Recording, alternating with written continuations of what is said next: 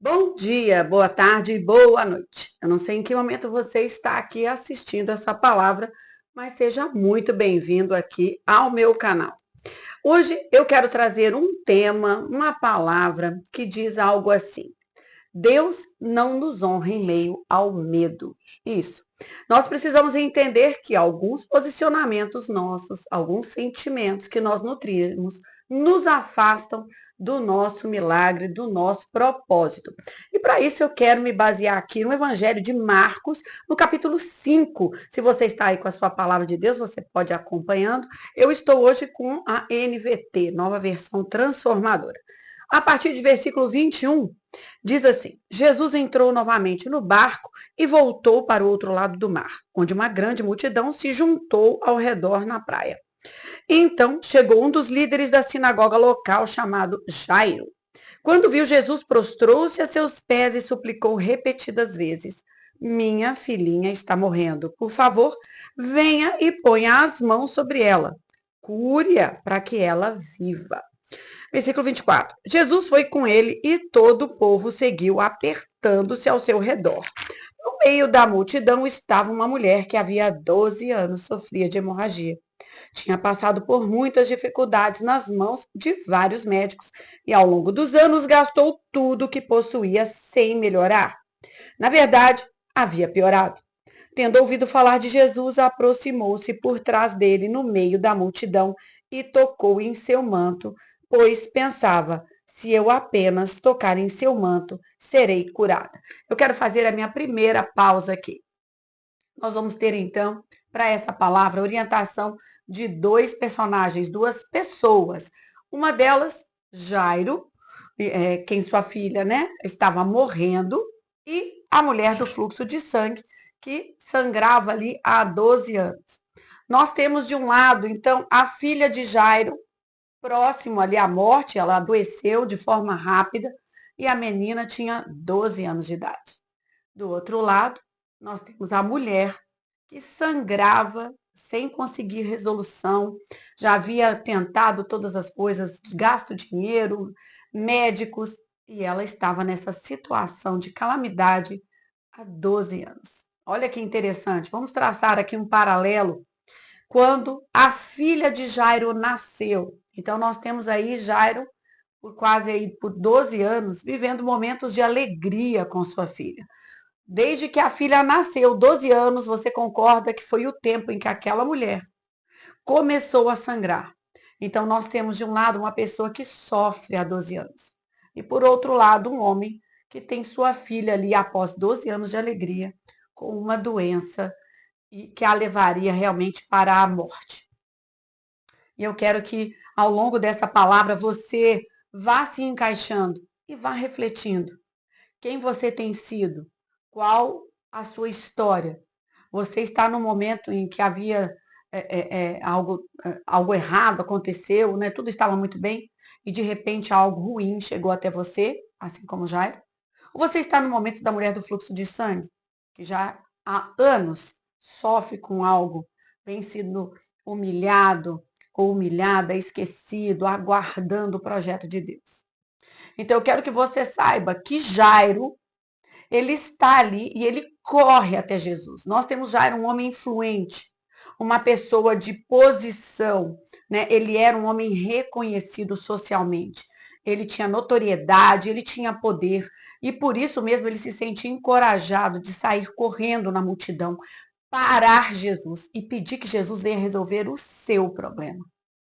Do outro lado, temos a mulher com fluxo de sangue, que se sente tão humilhada, ela é tão marginalizada, esquecida pela sociedade, porque uma mulher, no período de sangramento, ela era considerada uma mulher impura.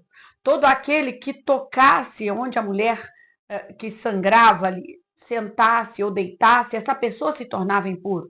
E se a mulher que sangrasse, ela tocasse em alguém, ela tornaria aquela pessoa também impura. Então, é uma mulher marginalizada. E ela chega, então, até Jesus. Ela pensa, se eu simplesmente tocar em seu manto, ela vem de forma sorrateira, discreta, sem chamar a atenção. Às vezes você tem chegado na frente de Jesus chamando muita atenção, assim como Jairo. Você tem contado para todo mundo, você tem clamado, você tem feito campanhas de oração, você tem espalhado o seu motivo. E você pode ser como a mulher do fluxo de sangue, que ninguém sabe a prova que você passa. E você tem buscado, você sabe que as pessoas não levam você a sério, ou então as pessoas não ouvem mais a tua história, você está esquecido e você tem fé de que se você simplesmente tocar em Cristo, você pode ser curado. A motivação de Jairo é o pânico, o medo. Ele está desesperado por causa da filha. Nós temos a mulher do fluxo de sangue, que ela está desesperada por Jesus. Veja a diferença. De um lado, nós temos Jairo, que conta, que espalha, que tem notoriedade, que chega com autoridade, até com coragem diante de Cristo. Mas o que o leva a chegar nesse ponto é o desespero através do medo. Ele está morrendo de medo de perder sua filha, porque afinal de contas tudo ia muito bem e de repente o vento soprou contrariamente. A outra mulher não, ela está desesperada por Jesus. Ela já não tem mais pânico, ela não tem mais medo. Talvez ela tivesse tido isso 12 anos antes, quando ela começou com o fluxo de sangue. Então ela tinha um desespero, um pânico, um medo, mas após 12 anos, a palavra de Deus nos diz que a tribulação nos torna mais perseverantes. E a perseverança vai gerando em nós uma esperança. Então essa mulher, ela chegou até Cristo com esperança, mas uma esperança tranquila, uma esperança sem uma aflição e sem um medo, um pânico. E esse é o ponto da nossa palavra aqui desse dia. Como você tem chegado? Qual é a tua emoção diante de Deus? Você chega com medo, com desespero de perder algo, desespero que Deus não faça algo que você deseja, e você, por isso, você torna a coisa muito pública para que você tenha muitas testemunhas, que afinal de contas, você tem invocado a esse Cristo. Será que ele vai operar? Porque se ele não operar, talvez no seu íntimo você pense assim, Deus, eu tenho falado para muita gente, se o Senhor não fizer nada, muitas pessoas podem desacreditar do Senhor. Ou você, como aquela mulher de sangue, que já cansou de sofrer, que já sabe, que já passou daquele desespero, mas que reconhece que sua única esperança, sua única salvação vem da parte de Cristo. E com humildade diante de Deus, você chega até Ele. E eu quero continuar lendo para você ver como Deus não nos honra no momento do desespero e do medo. Versículo 30, continuando. Jesus imediatamente percebeu que dele havia saído poder. Por isso virou-se para a multidão e perguntou: quem tocou o meu manto? Porque aquela mulher, versículo 29, diz: no mesmo instante a hemorragia parou e ela sentiu em seu corpo que tinha sido curada da enfermidade. Ela tocou no manto, sabe por quê? Porque uma pessoa que não está desesperada, em pânico, com medo, ela consegue refletir. E aquela mulher, eu creio que ela pode ter pensado: se eu tocar no corpo de Jesus, eu o torno impuro e vou acabar atrapalhando a bênção de outra pessoa. Quem não está movido pelo desespero do medo, pensa nos outros em meio à sua própria dor. Então ela tocou no manto para que Jesus não ficasse impuro. E ela acreditou, sem atrapalhar outras pessoas. E diante a minha fé, eu posso conquistar minha vitória. E aqui Jesus percebeu e perguntou quem tocou no manto. Versículo 31, seus discípulos disseram: veja a multidão que o aperta de todos os lados. Como o Senhor ainda pergunta: quem tocou em mim? Jesus, porém, continuou a olhar ao redor para ver quem havia feito aquilo. Então a mulher, assustada e tremendo pelo que lhe tinha acontecido, veio e, ajoelhando-se diante dele, contou o que havia feito. Jesus lhe disse: filha, a sua fé a curou. Vá em paz, seu sofrimento acabou. Eu quero que você agora pense um pouco como você acha que Jairo ficou. Jairo estava desesperado, ele estava focando nele mesmo, ele não pensou em nada, ele estava movido pelo pânico, pelo medo, pelo desespero de perder algo que ele tinha, que era sua filha. E eu não estou julgando isso. Nós que somos pais sabemos como qualquer coisa que aflige a nossos filhos nos aflige muito mais. Mas Deus não nos honra em meio ao nosso medo, ao nosso pânico. Deus nos honra em meio à nossa fé. E ali Jairo teve que aguardar. Um homem de poder, de autoridade, que foi correndo buscar Jesus e Jesus já foi junto com ele, teve que parar por causa de uma mulher marginalizada e que, afinal de contas, já sofria há 12 anos. Eu imagino, se eu for explorar o que Jairo poderia ter feito, talvez baseado até num sentimento meu, eu diria assim, mas Jesus, ela já sofre há tanto tempo, deixa ela aí, depois você vai ver o que aconteceu com ela. Venha correndo, que o meu sofrimento é recente e exige urgência de atuação. Jairo, mediante seu medo, trouxe a urgência que era dele para Jesus. Será que você não tem trazido a sua urgência diante do altar de Deus? Porque para você isso é muito urgente, você pede e quer, deseja que Jesus haja de forma rápida no seu caso. E você olha para a história de outras pessoas e fala, mas fulano já está acostumado com isso. Já sabe como que é, dá para esperar mais um pouco. Jesus, me atende primeiro. Essa mulher pensou não só nela, mas também em outras pessoas, não quis que Jesus fosse impuro, ficasse impuro, porque ela o tocasse. E essa mulher, depois que ela toca no manto, e a hemorragia para, Jesus para tudo por causa dela. Eu quero que você saiba, quando você tem desespero por Jesus, quando você coloca a sua esperança totalmente nele, não é o medo que te rege mais. Jesus vai parar e olhar para a sua causa. E ele vai querer se revelar a você e quer que você converse com ele. Jesus vai parar tudo. E o tempo agora é seu. O tempo de Cristo foi para aquela mulher. E ele para ali. A urgência de Jairo não é a urgência de Cristo. A urgência de sofrimento, de fé que aquela mulher tem, não baseada mais no tempo, porque ela já sofre há muito tempo, fez com que Jesus parasse. E Jairo teve que esperar. Quem muito se desespera e corre, pede que Deus atue rapidamente, eu quero falar para você algo. Você vai esperar. Você vai sair da primeira posição e se colocar de novo em outra posição, porque talvez Jesus vá atender outra pessoa na sua frente, alguém que não tenha este senso do tempo aqui com Cristo.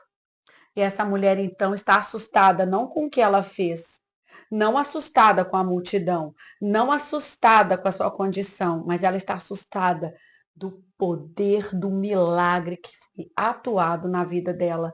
Ela está assustada, ou seja, maravilhada com o que aconteceu com ela. E essa mulher, então, ela, ela, ela é curada. Jesus fala, filha, sua fé a curou, vai em paz. O seu sofrimento acabou. Eu imagino Jairo ali indignado, talvez, não sei. Porque ele, quem foi chamá-lo com urgência, teve que aguardar. Veja bem, versículo 35. Enquanto Jesus ainda falava com a mulher, chegaram mensageiros da casa de Jairo e o líder da sinagoga e lhe disseram: sua filha morreu. Para que continuar incomodando o mestre? Quando nós nos achegamos diante de Cristo com a nossa urgência, falando, Senhor, eu não tenho mais tempo, o Senhor precisa atuar. Olha só, meu relógio biológico, olha só, a pessoa pediu um resultado, olha só, meu tempo vai acabar. Eu falei que dava resposta, Jesus. Se apressa para fazer para mim. Chegam pessoas e falam assim, por que você ainda está esperando em Jesus? Seu tempo acabou. Porque quando você se baseia no tempo para você receber a bênção, no seu tempo, várias pessoas chegarão até você e falarão assim: você não tem mais tempo, o seu tempo acabou. E aqui mensageiros vieram falar com Jairo: não incomode mais. Ou seja, Jesus não foi rápido o suficiente para te atender. Pare de incomodá-lo. Afinal de contas, ele parou para ajudar outra pessoa e a urgência sua não foi levada em consideração. Jairo se abateu naquele momento. Ele tanto se abateu que versículo 36 diz assim: Jesus, porém, ouviu essas palavras e disse a Jairo: não tenha medo, apenas creia. Se você tem pedido, desejado algo de Deus, aguardado por uma promessa, eu falo para você: não tenha medo, apenas creia. O medo, ele cresce se nós não pararmos e falarmos: Senhor, eu confio em Ti, eu não quero mais sentir medo. O medo é o início de uma ansiedade, de uma crise de pânico. Tudo se inicia com um sentimento nocivo de medo. E Jesus diz para Jairo: não tenha medo. O que Jesus está falando? Para de ficar contando o seu tempo, esse pânico, esse desespero de perder algo. apenas creia. E aí, agora é a vez de Jairo, porque depois que houve a resposta, né, à mensagem que sua filha havia morrido, qual a urgência? Jesus tira de nós a urgência primeiro, a nossa urgência, para que haja atuação mediante esperança ainda. Então Jesus deteve a multidão e não deixou que ninguém o acompanhasse, exceto Pedro, Tiago e João, irmão de Tiago. Quando chegaram à casa do líder da sinagoga, Jesus viu um grande tumulto, com muito choro e lamentação. Então entrou e perguntou por que todo esse tumulto e choro. A criança não morreu, está apenas dormindo. A multidão riu de Jesus. Às vezes você pensa que o tempo já acabou e alguém fala, Jesus vai fazer na tua vida, e você ri. Do tipo, se era para ele ter feito, ele já haveria de ter feito. E você pode rir num ar de deboche. Aqui ninguém riu como amigabilidade, mas no sentido de deboche. Tipo, agora? E você pode estar agora no momento chateada com Deus, falando, Deus, agora não precisa mais. Eu quero falar para você, arrependa-se desse sentimento. Arrependa-se dessas frases se você disse isso para Deus. Não tenha medo, apenas creia. Ele, porém, fez todos saírem, levou o pai e a mãe da menina e os 3 discípulos para o quarto onde ela estava deitada. Segurando-a pela mão, disse, Talita cumi, que quer dizer, menina, levante-se. A menina, que tinha 12 anos, levantou-se de imediato e começou a andar. Todos ficaram muito admirados. Jesus deu ordens claras para que não contassem a ninguém o que havia acontecido e depois mandou que dessem alguma coisa para a menina comer. Eu quero que você saiba que não é no seu tempo, sob seu desespero. Deus não vai honrar nem a mim nem a você em meio ao medo, ao desespero, ao pânico, à contagem regressiva do nosso tempo. Ele vai nos honrar mediante esperança, fé, apesar de tudo que você vê, não condiz com aquilo que você imaginou, mas você crê é no milagre, porque nas coisas terrenas nós conseguimos fazer. E aqui nós vemos Jairo, então, depois de passar pelo desespero do seu medo, teve fé, manteve-se e levou Jesus até a sua casa. Jesus chega lá então e opera o milagre escondido. Olha que Jesus lindo. Aquele que, muito exposto à necessidade, na frente de uma multidão, recebe o seu milagre no escondido. Aquela que chegou de forma secreta e humilde diante de Cristo, teve o seu milagre revelado, teve sua exaltação pública. Se você quer uma exaltação pública de Deus, humilhe-se diante dele e peça e faça no secreto. Talvez se você fizer algo muito público com relação ao seu milagre, você o receberá quando ninguém mais vai estar olhando para você. Somente ele e as pessoas mais chegadas de você. E aí, Jesus finaliza então pedindo que desse alguma coisa para que a menina comesse. Veja bem, Jesus havia ressuscitado a menina. E por que que Jesus se preocupou com o que dar de comer? Porque Deus está interessado na nossa saúde física. Talvez você não tenha dormido direito de tanto medo. Você não tenha se alimentado. Você não tenha tido momentos de desfrute. Você não consegue nem ser grato a Deus por tudo que você tem. De tanto medo e desespero. Mas eu quero que você saiba que Deus também se importa com a sua saúde física. Então, assim como ele disse para entregar algo para aquela menina comer, eu quero ser voz profética na sua vida. Não tenha medo. Creia no poder de Deus. Aquete o teu coração. Cuide do teu físico. E receba o teu milagre. Em nome de Jesus. E eu quero pedir mais alguma coisa aqui para você. Se você gostou, curte essa palavra. Deixa aí nos comentários o que você achou. Coloca aí um testemunho seu de vitória com Cristo. Eu amo ler os comentários e leio todos. E é muito bom porque edifica outras pessoas. E compartilhe com o maior número de pessoas possíveis este vídeo, para que mais pessoas possam ser curadas. Eu abençoo você em nome de Jesus. Até o nosso próximo encontro, se Deus quiser.